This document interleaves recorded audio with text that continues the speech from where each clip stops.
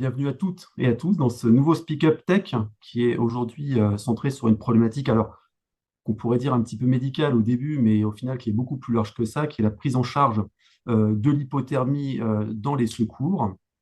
Alors je vous précise que Speak Up, vous l'avez entendu il y a quelques secondes, va être enregistré et donc on vous en demande la validation et puis il sera disponible par la suite en replay. Il sera disponible, donc on vous enverra le lien et il sera disponible sur la page YouTube de Atraxis. Donc avant de commencer, moi je vais me présenter brièvement. Euh, Le bilan alors victimaire, c'est bien avant celui de peut-être la de demander à tout le monde de couper les micros, la Florence, si parole tu peux publique. couper les Alors, micros la de tout le conséquence monde. également, attention, Donc, celui je de disais, voilà, et ben c'est bon. Donc, je disais que j'allais me présenter donc rapidement. Moi, je m'appelle Nicolas Chaussat, je suis le vice-président de l'association Atraxis et je suis également sous-directeur santé et médecin-chef du SDIS de l'Essonne, le SDIS 91. Donc aujourd'hui, je vous en parlais, on va discuter autour du sujet de l'hypothermie. On a le plaisir d'accueillir le docteur Thomas Spadoni, qui est de la société Thermotrauma, et qui va nous faire une présentation de son dispositif qui a été lauréat du prix de l'innovation des sapeurs-pompiers de France en 2023, qui est co-organisé par l'association Atraxis et la Fédération nationale des sapeurs-pompiers de France. Donc avant de lui donner la parole euh, pour qu'il se présente et qu'il présente aussi son projet, je vais vous rappeler très brièvement les règles du jeu.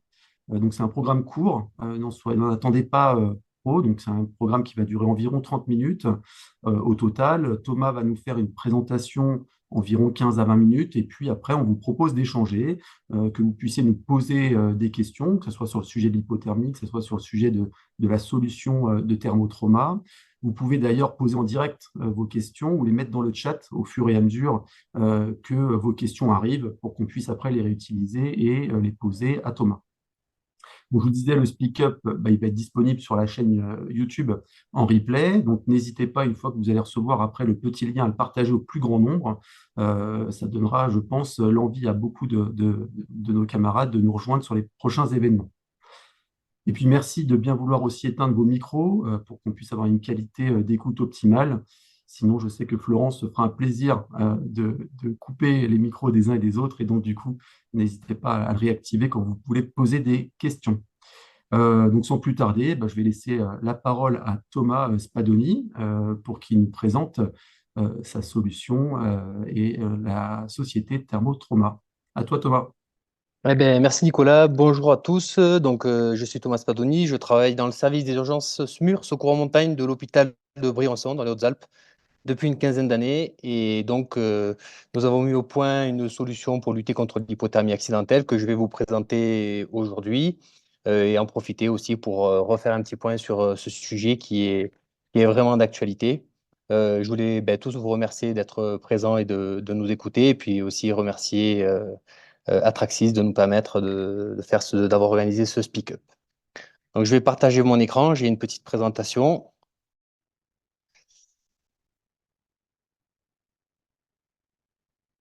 Nicolas, c'est bon? Ça, c'est partagé? C'est parfait pour moi. Allez, donc je vais commencer. Et donc, la question qu'on a posée autour de ce Speak Up, c'est pourquoi lutter contre l'hypothermie peut nous permettre à nous, secouristes et médecins préhospitaliers, de sauver des vies. Alors, il faut garder à l'esprit que malgré tous les efforts que nous faisons, l'hypothermie accidentelle, qui, je vous le rappelle, c'est quand la température corporelle descend en dessous de 36, l'hypothermie accidentelle reste une complication qui reste fréquente et avec des conséquences graves. En effet, les dernières études qui datent de 2021, celles-là montrent que 40% des traumatisés sévères arrivent toujours à l'hôpital malgré tous les efforts que nous faisons. On a même constaté que l'hypothermie était un facteur indépendant de mortalité, c'est-à-dire que quand on entre traumatisé sévère à l'hôpital et qu'on associe une hypothermie, la mortalité peut être multipliée par 4 ou par 5. Et ceci s'explique parce que, particulièrement en dessous de 34 degrés, apparaissent des troubles de coagulation qui aggravent les hémorragies, qui peuvent multiplier jusqu'à 3 les pertes sanguines. Et donc, ces conséquences, c'est que le choc hémorragique arrive bien plus rapidement, avec une mortalité, comme je vous le disais, catastrophique, qui peut atteindre presque 40%. Et ça, une des explications que nous avons faites et qui nous a motivés à lancer ce projet, c'est que les méthodes que nous utilisons, c'est-à-dire les réchauffements passifs avec des couvertures de survie qu'on utilise largement dans les secours, ne sont pas adaptées à l'enjeu et à l'enjeu de cette complication. Alors, je vous ai fait un petit schéma qui explique un petit peu pour comprendre ce qui se passe lorsqu'il y a un traumatisme. 4 éléments s'associent de façon variable en fonction de la gravité du blessé, mais aussi de l'environnement et de la température extérieure. On a les hémorragies, nous avons les déperditions de chaleur, le stress et la douleur. Ces 4 éléments activent la libération de catécholamines endogènes qui sont bien connues sous le nom d'adrénaline. Et c'est cette adrénaline qui est responsable de la réponse de l'organisme pour lutter à la fois contre le froid et lutter contre le choc, à savoir la production de frissons qui permet de produire de la chaleur et donc de compenser les déperditions liées au froid, mais aussi une vasoconstriction périphérique, c'est-à-dire une fermeture des vaisseaux périphériques qui permet d'une part d'augmenter la tension en cas de perte sanguine, mais aussi qui permet de concentrer la chaleur au niveau des organes vitaux en sacrifiant la périphérie et les membres. Le problème, c'est que cette réserve d'adrénaline qui est contenue dans la surrénale, ce n'est pas une réserve inépuisable. Et lorsque ces stocks sont épuisés, eh ben, on observe les complications que l'on redoute, à savoir l'hypothermie et le choc. Et lorsque ces deux s'associent, eh ben, ça aboutit à ce que l'on connaît, ce que vous avez sûrement entendu parler, la triade létale, avec un pourcentage de décès très important. Alors, quand on comprend ces mécanismes, on se rend compte que la lutte contre la déperdition de chaleur a un coût énergétique. Cette énergie, c'est de l'énergie qui est gaspillée. Et si on n'a pas apporté activement de la chaleur aux blessés, comme nous le faisons à l'hôpital, eh ben, c'est de l'énergie qui sera en moins pour lutter contre le choc. Je vous donne un exemple qui est assez marquant. Lorsqu'un blessé arrive à l'hôpital, qui est traumatisé sévère, si on ne lui a pas apporté de la chaleur, quand il arrive aux urgences, on lui prend la température, elle est à 36 degrés, on pourrait se dire, bah, super, on a rempli notre mission. Et en fait, je pense qu'on se trompe parce qu'il faut se demander à quel prix, à quel coût énergétique le patient a lutté, à taper dans ses stocks de catécholamines. Et ces catécholamines, c'est de l'adrénaline qu'il aura en moins pour lutter contre l'hémorragie. Et donc, potentiellement, si on apporte de la chaleur, qu'on agit activement sur ces déperditions de chaleur, par ailleurs, en plus, on a un effet sur le stress et la douleur, ben, on voit bien qu'on peut ralentir la consommation d'adrénaline et donc on peut la préserver pour lutter contre les hémorragies. Et c'est ce qui nous permet d'avancer l'hypothèse que ça peut faire baisser la mortalité. Le problème, c'est que jusqu'à présent, en préhospitalier, ben, si nous utilisons des systèmes actifs, c'est qu'il n'y avait pas de vrai système. Si nous utilisons des systèmes passifs, c'est qu'il n'y avait pas de vrai système actif disponible qui correspondait à nos contraintes. Et c'est pour ça que nous avons créé il y a 3 ans la société Thermotrauma. Donc, nous sommes 4. Hein. Il y a trois du milieu du secours, un mécanicien treuilliste, un pisteur secouriste et moi-même qui bosse au secours montagne et je fais aussi du SMUR classique. Hein, donc, j'ai un peu les deux côtés.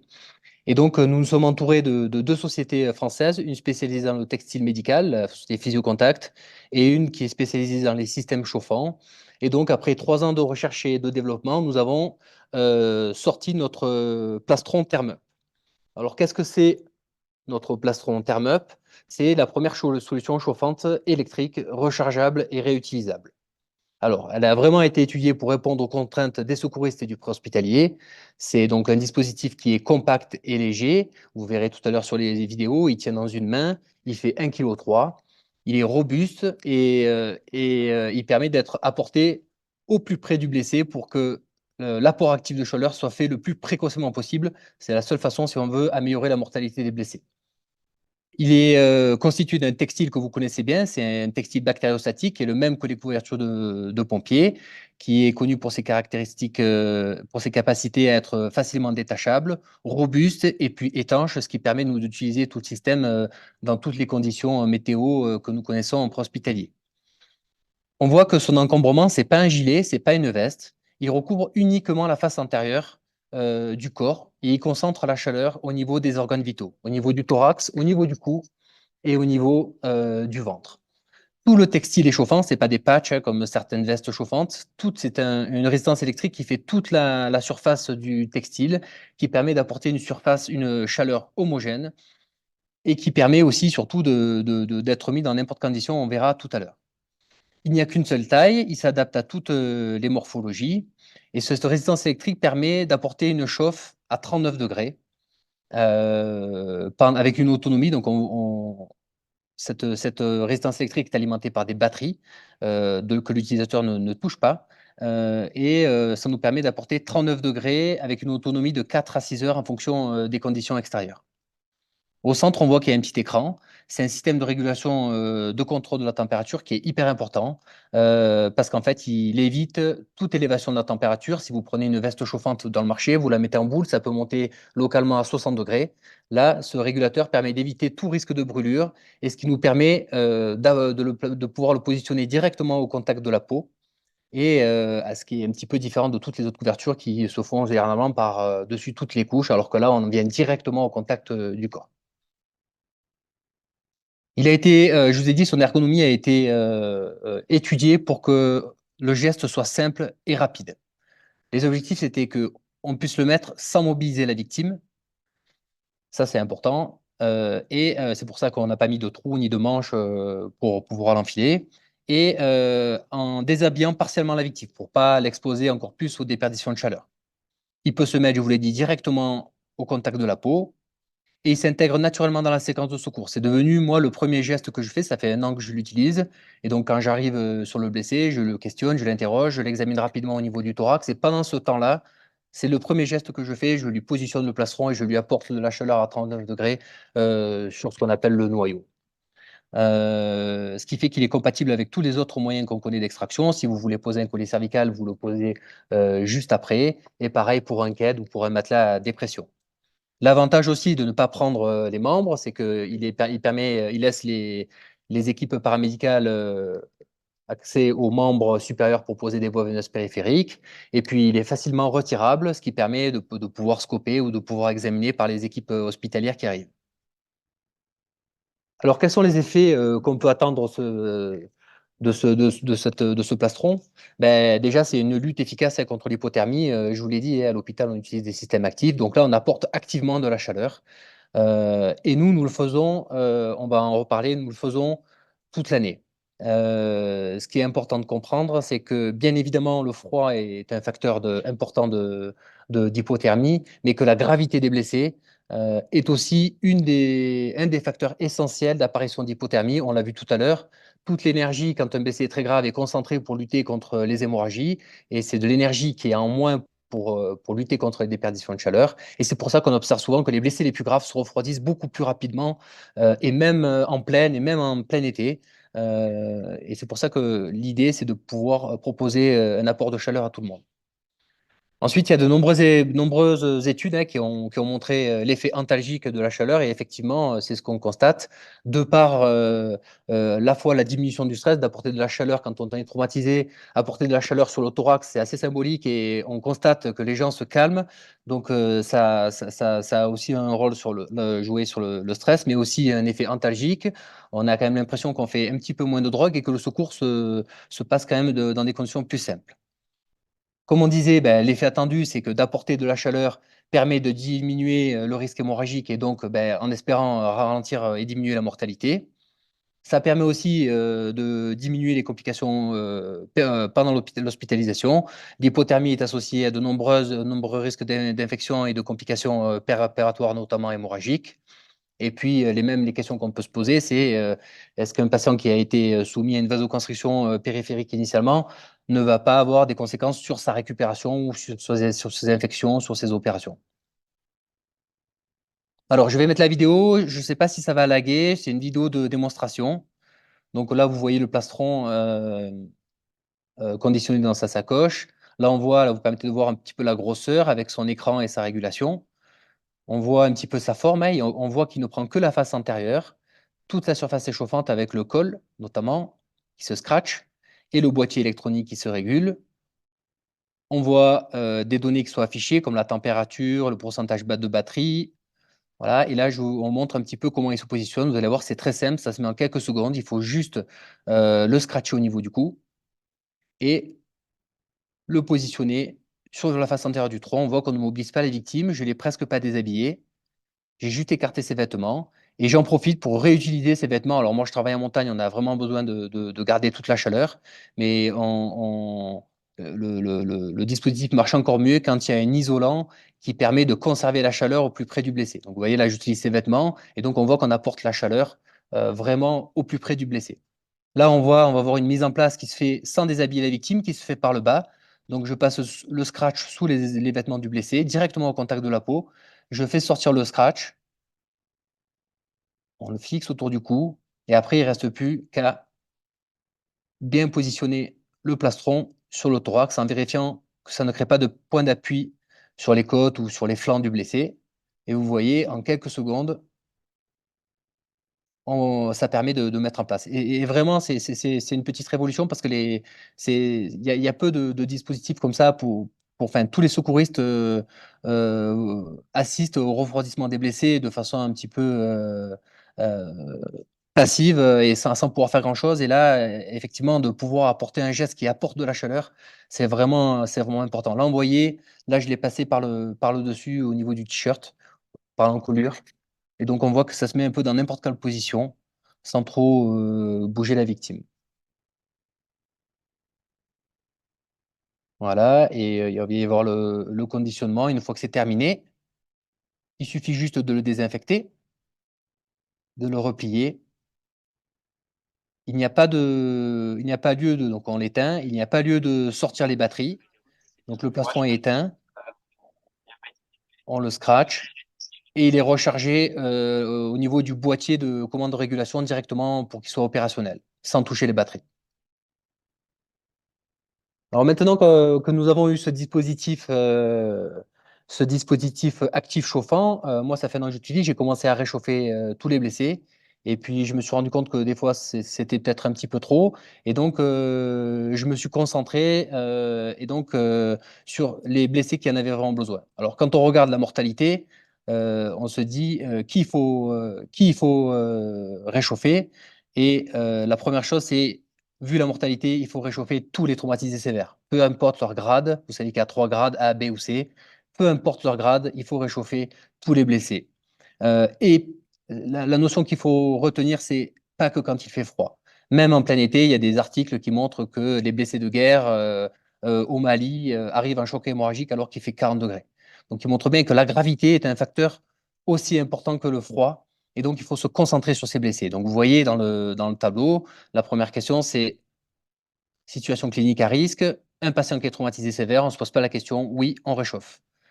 La deuxième question, c'est quand vous avez besoin d'une équipe SMUR ou d'une équipe médicale pour mettre de la morphine ou des antalgiques ou des sédatifs pour pouvoir conditionner la victime.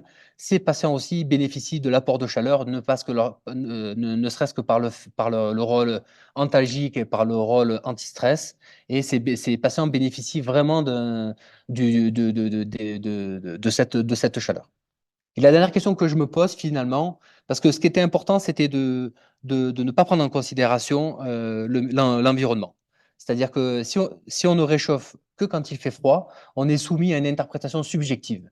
Il y a des gens qui ont froid dans certains milieux, il y en a qui n'ont pas froid. Et donc finalement, le meilleur reflet de savoir si le patient utilise de l'énergie pour lutter contre sa déperdition de chaleur, c'est de lui demander son confort thermique. Un blessé qui a froid, c'est qu'il est en train de lutter. Un blessé qui n'a pas froid, c'est qu'il n'est pas en train de lutter. Et donc finalement, on s'intéresse au confort thermique du blessé. Si le patient a froid, c'est que l'environnement a un effet néfaste sur son organisme. Et là, à ce moment-là, il faut le réchauffer. Et ça, c'est réévalué toutes les 15 minutes. Donc, qui peut utiliser ça? Si on veut sauver des vies, il faut que toute la chaîne des secours soit équipée. Ça part des pompiers, des secouristes, parce que moi, le nombre de fois où j'arrive et je mets le plastron et ça fait déjà 45 minutes que la victime est allongée au sol en plein froid. Donc, il faut équiper les pompiers, les secouristes, les ambulanciers, tout ce qui est secouriste. Et puis, bien évidemment, les équipes médicales. Le service de santé des armées aussi en a une utilité. Et puis, nous, à l'hôpital, on l'utilise aussi. Dans le service d'urgence, c'est pour déchoquer les malades. Notre solution, elle est déjà commercialisée. Elle a déjà été reconnue et approuvée à 2 reprises. Nous avons eu 2 prix d'innovation, celui de la médecine d'urgence, la Société française médecine d'urgence. Et puis, comme Nicolas vous le disait, on a eu le prix des sapeurs-pompiers. Nous avons déjà équipé de nombreuses équipes. Les plus connues sont le PGHM qui a équipé toutes ses bases. Nous faisons beaucoup d'exercices avec les casques et le Centre de formation de la sécurité civile de Valabre, qui commence à équiper quelques plastrons, notamment quelques équipes, notamment le SDIS 05 qui s'est équipé cette année, donc c'est dans mon département bien évidemment, qui s'est équipé de plusieurs plastrons. Et puis on a les stations de ski aussi, les Arcs, Serre Chevalier chez nous qui se sont équipés. À côté de ça, on a de nombreux essais en cours dans toute la France et dans tous les milieux, alors que ce soit le secours en mer, secours en montagne, avec les services de santé des armées, dans les services de déchocage, notamment à Grenoble, où il y a un gros centre de traumatologie. Donc notre plastron est un peu testé partout. Et voilà, on espère qu'il sera largement utilisé afin de pouvoir permettre de donner un maximum de chance aux gens pour lutter contre l'hypothermie. Voilà, je vous remercie. Merci beaucoup, Thomas. Un sujet vraiment passionnant. Alors, moi, ça me passionne d'autant plus que c'est mon métier quand même. Donc, on partage ensemble toutes ces données. Donc, c'est vraiment intéressant avec l'apport que peut avoir ce dispositif. On va ouvrir la session de questions. Est-ce que parmi vous tous, il y a des questions? Alors, j'ai vu que Michel Weber, que je salue, médecin-chef Visitis 44, qui a posé une question. Alors, je vais la lire, Michel, si tu es d'accord. Michel demandait si on avait des études qui comparaient le réchauffement externe actif avec les réchauffeurs de perfusion. Peut-être que tu penses au système M-Warmer de tête. Là, il y a un système qui est en train de se déployer pas mal. Donc voilà, est-ce que tu as des éléments comme ça qui nous permettent de comparer euh, des solutions de réchauffage de perfusion versus du réchauffage externe actif? Alors, il faut savoir que les dernières recommandations là, qui ont été écrites en 2021 par Dominique Savary, je ne sais pas si vous connaissez, c'est un grand médecin, un grand professeur qui écrit sur l'hypothermie. Lui, il préconise à la fois le réchauffement actif externe et le réchauffeur de perfusion. Il n'y a pas d'opposition. Je pense que comment c'est le proverbe, c'est association de biens ne nuit point. Donc, il y a pas lieu d'opposer le réchauffement externe et le réchauffeur de perfusion. Ce qu'il faut savoir, c'est que les réchauffeurs de perfusion, pour faire monter la température de 0,3 degrés, il faut perfuser 1 litre à 37 degrés. Donc, on est plutôt déjà dans une phase de la médecine préhospitalière où on essaie de remplir avec des petits volumes. On essaie de pas trop diluer les malades. Donc, si on veut par exemple faire monter de 1 degré, il faudrait qu'on remplisse presque de 2 ou 3 litres. C'est pas vraiment dans les recommandations actuelles. Mais bien évidemment que, à mon sens, c'est un apport important déjà de pas apporter des liquides à température ambiante à 0 degré. Je pense qu'il ne faut pas compter sur un réchauffement, il faut compter sur une absence de déperdition de chaleur et d'aggravation du refroidissement plutôt que de compter sur un réchauffement. Et c'est le même principe que pour le réchauffement actif externe. Alors, moi, je le vois de l'utilisation en préhospitalier. Alors, moi, je travaille en montagne, mais globalement, on voit que ne serait-ce que d'arriver normotherme à l'hôpital sur des blessés graves, ça reste quand même compliqué. Et l'apport actif de chaleur, bien évidemment, il est incomparable par rapport à l'apport passif, mais on sent que quand même d'apporter de la chaleur sur le noyau, sur une grosse surface, c'est quand même largement efficace. Et puis surtout que les solutions de réchauffeur de perfusion sont quand même très onéreuses, bien plus que par exemple notre plastron, et ont des consommables. Augmente la difficulté c'est-à-dire il y a des manipulations à faire, il faut purger les tubulures, ça complexifie, je trouve, le secours pour en avoir déjà utilisé. Et c'est quelque chose que je ne fais pas. Pourtant, je suis exposé au froid. Et donc, on privilégie, par exemple, le réchauffement passif actif externe. Alors, aussi dire peut-être, alors je suis d'accord avec toi, évidemment, alors tu dis en montagne, mais tu l'as dit dans ta présentation, moi par expérience, même en région parisienne ou Oui, bien sûr. même au bord de la mer, amener un patient polytraumatisé à une température correcte, c'est quasiment jamais réalisable. En tout cas, il faut se battre de façon très importante avec les moyens qu'on a pour y arriver, et partout, c'est difficile et c'est vraiment quelque chose qui est assez large. Deuxièmement, la dilution, ça tu l'as dit, en réanimation préhospitalière, réanimer et en diluant et en remplissant beaucoup, c'est un danger d'aggraver cette triade létale. Et donc, du coup, on ne rend pas service aux patients et on ne rend pas service aux collègues réanimateurs derrière qui vont courir après avec l'inflation hydrosodée, etc. Et puis surtout, ce que tu n'as pas dit, mais moi, ce qui me semble assez évident, c'est que pour ça, il faut une pause de perfusion. Et qu'on sait que plus tôt on va lutter contre l'hypothermie, donc avec ton système que n'importe qui peut utiliser, c'est ça Bien l'avantage sûr. aussi, c'est que les secouristes dans un VSAV ou ailleurs peuvent l'utiliser avant l'arrivée de l'équipe médicale. Et donc, on n'est pas obligé de perfuser, donc avoir au moins un infirmier en VLSM ou une équipe médicale pour pouvoir réchauffer, commencer à réchauffer. On sait bien que les équipes médicales ou paramédicales arrivent souvent 15-20 minutes après le premier intervenant. Et donc là, on a déjà perdu du temps et on court déjà après, en plus de tout ce que tu as déjà dit. Tu parlais, alors il y a eu pas mal de questions déjà avant, et puis là, la question revient sur le prix. Tu parlais justement du prix Ouais, d'autres du plastron. dispositifs versus le tien. Est-ce que tu peux nous en dire un peu plus? Alors, le prix du plastron, il est aux alentours de 1 350 € hors taxe, donc avec une garantie de 300 cycles, ce qui permet une utilisation pluriquotidienne. Et donc, si on le compare à ce qu'on utilise, enfin, à la couverture de survie sur une année, l'écart est pas si important que ça. Et pour un apport complètement différent, hein. Dans un côté, on apporte de la chaleur, de l'autre côté, c'est juste un isolant passif. Donc voilà, le prix était aux alentours de 1 350 €.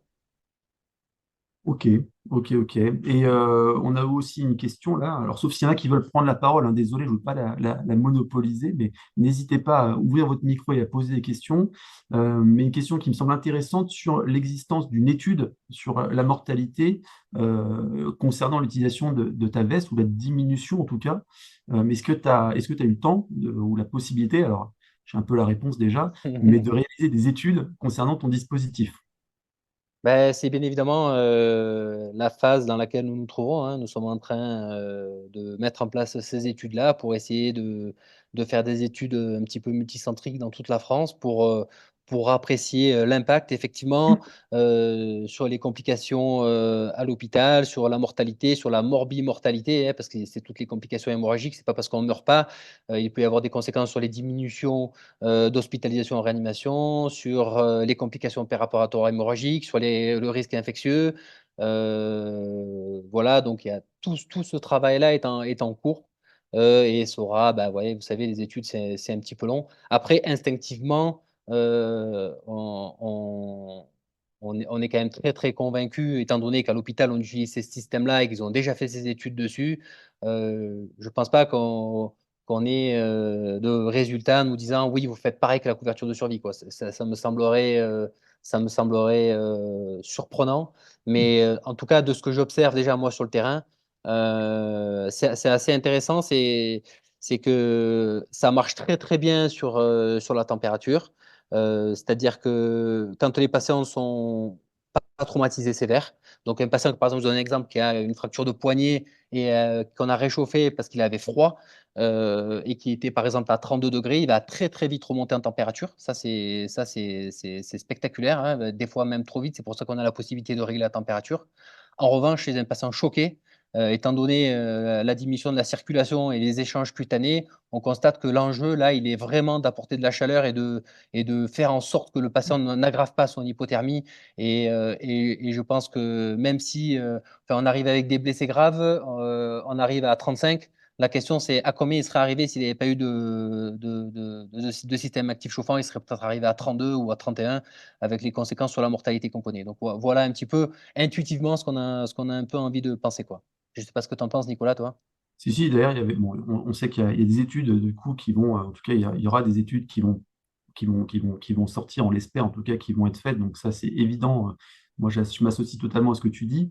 On a eu aussi une petite remarque là sur l'utilisation. Alors toi, tu fais du préhospitalier, mais l'utilisation en intra-hospitalier. Alors on sait que par exemple, au bloc opératoire, on va mettre des dispositifs type Behruger ou autres, qui sont des grands matelas avec de l'air pulsé chaud et qui sont quand même, alors on en voit aussi dans certains SMUR, hein, et qui sont très gros, qui sont à brancher sur du 220, avec un tapis chauffant qui est quand même assez large et qui ne libère pas du coup les extrémités pour les prises en charge. Est-ce que tu as pu tester, ne serait-ce qu'aux urgences ou en salle de réveil, en réa, avec les enfants aussi, ça peut être une question, ton dispositif?